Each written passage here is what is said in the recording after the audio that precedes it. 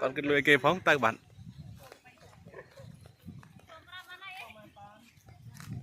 nè một con này bên nào cái khoa hả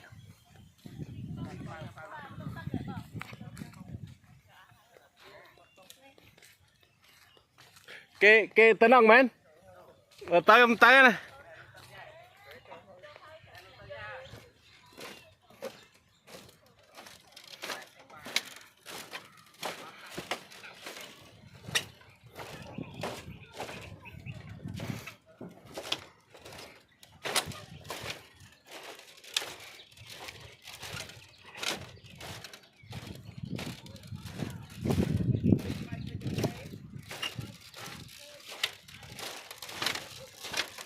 bông ban khơi sợi lo